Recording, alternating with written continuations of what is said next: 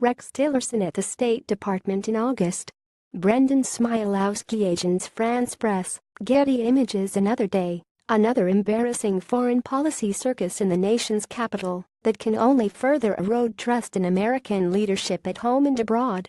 At its center is Rex Tillerson, who traded his job as top dog at the oil giant ExxonMobil to become Secretary of State, only to find himself substantively and personally undercut by President Trump as recently as Sunday on the issue of Korea, where Mr. Tillerson wanted negotiations as Mr. Trump threatened war.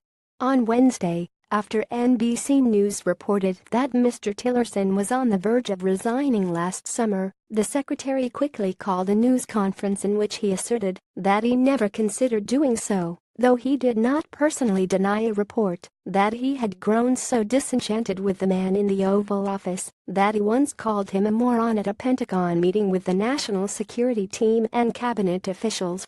Mr. Tillerson was said to be particularly upset by Mr. Trump's highly politicized speech to the Boy Scouts of America, an organization the secretary once led.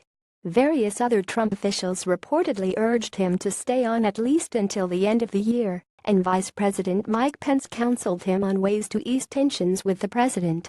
The conflicts are numerous and mounting.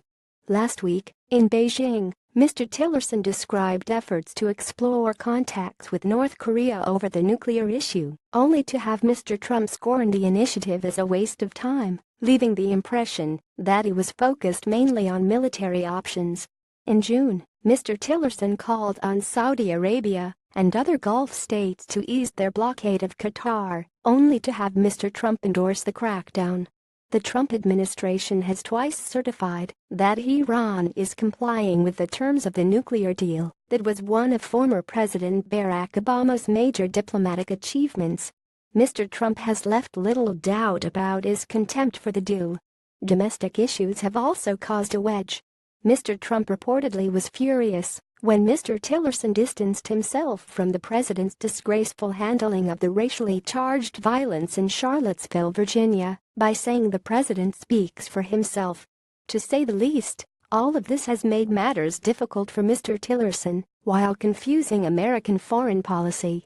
Secretaries of State must be seen as having the president's personal trust and the clout to represent him authoritatively all over the world.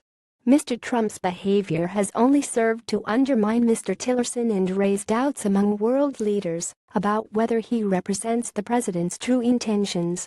Some appointees would find such humiliation intolerable, or, like Defense Secretary Jim Mattis, would figure out how to disagree with and steer Mr. Trump without it provoking his ire. Inexplicably, Mr. Tillerson seems to be ready to hang in, and Mr. Trump on Wednesday declared total confidence in him. Mr. Tillerson certainly has his weaknesses. He has often seemed detached and remote and has advocated severe budget cuts that are decimating the State Department and threatening its operations abroad.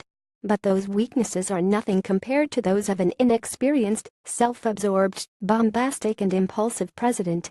A version of this editorial appears in print on October 5, 2017, on page A22 of the New York edition with the headline "Mr. Trump's Foreign Policy Circus."